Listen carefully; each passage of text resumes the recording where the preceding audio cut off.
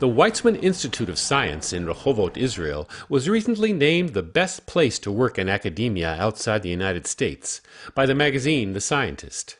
This was the third time the Weizmann was so honored. We recently talked with 3 Weizmann professors about their work and about why they like doing it at the Weizmann Institute so much. Dr. Michal Sharon uses a device called a mass spectrometer, which vaporizes large molecules to analyze their shapes and compositions. One of our focuses is the proteasome complex, and this is the recycling machine of the cell. It takes proteins that are damaged or misfolded, or proteins that you need to eliminate them fast from the cell, and degrades them to small peptides that are then recycled back to amino acid. If this recycling machine doesn't function properly, the unrecycled proteins can lead to diseases. It's a crucial machinery in the cell, because if it doesn't work well, damaged proteins will not be eliminated from the cell, and then they will form aggregate, and diseases like Alzheimer or Parkinson can be developed. There are no undergraduates at Weizmann, and teaching loads are not large, so most of a professor's energy is devoted to her research. We actually have all the time that we need for doing our research. I think it's a really true heaven for young scientists.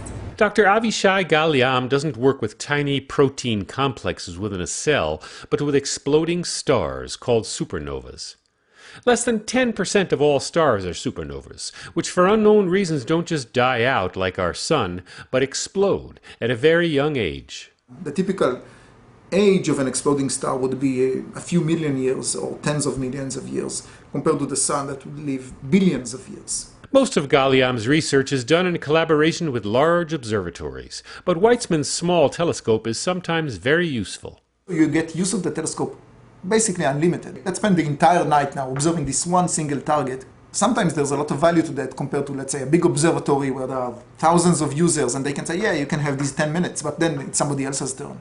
Dr. Gal-Yam appreciates the freedom he's allowed at Weizmann. They would not hire a faculty member and say, okay, we hired you because you work in this area. They would say, we hired you because we think you're good.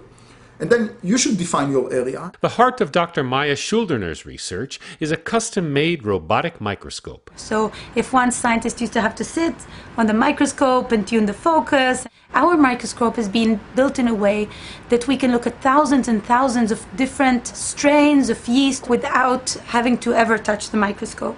During her graduate study in the United States, she had conceived of just such a robotic microscope. It was my dream to be able to set up such a system because I envisioned the power that it would give us in really understanding the secrets of the cell. Dr. Schuldiner reminded me that the Weizmann's namesake was Chaim Weizmann, Israel's first president, who did chemistry research right here in the 1930s, when it was called the Daniel Seif Research Institute. It was founded by scientists, and it's run by scientists, and it therefore has a spirit or an understanding that science is not a profession. Science is a lifestyle. It's something that you take with you to whatever you do.